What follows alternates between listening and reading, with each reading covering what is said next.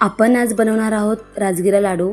तर हा बघा मार्केटमधून आणलेला आहे मी, तो स्वच्छ करून घेतलेला आहे आणि त्यासाठी लागणार आहे शेंगदाणे।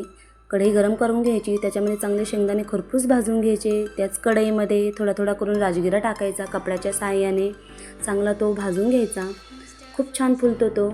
तुम्ही वाटत असेल तर चमच्याने हलवू शकता, पण मला कपड्याने खूप सोपा जातो, मी त्याच प्रकारे भाजते तो, त्यामुळे ओढत नाही तो जास्त। आणि भाजून झाल्यानंतर तो चाळणीच्या साहाय्याने चाळून घ्यायचा। न भाजलेले कण खाली पडून जातात आणि घाणही पडून जाते त्यातली।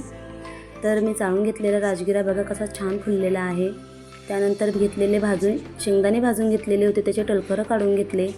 दुसरी कढई तापत ठेवली, त्याच्यामध्ये गूळ टाकायचा आहे। गूळ वितळेपर्यंत चांगल्या फ्लेमवर गूळ वितळून घ्यायचा आणि बघा तो अशा प्रकारे फेसाळ झाला की एकतारी पाक तयार होतो। आपल्याला एकतारी पाक बनवून घ्यायचा आहे, तो अशा प्रकारे चेक करून घ्यायचा वाटीमध्ये। त्याची गुठळी झाली तर तो समजायचं की एकतारी पाक तयार झालेला आहे। कढई खाली उतरून घ्यायची, त्याच्यामध्ये टाकायचे शेंगदाणे आणि थोडासा राजगिरा। कमी पडत असेल तर थोडे शेंगदाणे टाकू शकतात। चांगल्या प्रकारे एकजीव करून घ्यायचे आणि हलवून घ्यायचे।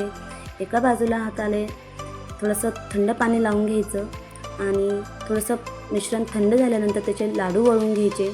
अशा पद्धतीने लाडू वळून घ्यायचे आणि गोलगोल प्रकारे लाडू इतक्यात इझिली होऊन जातात ते।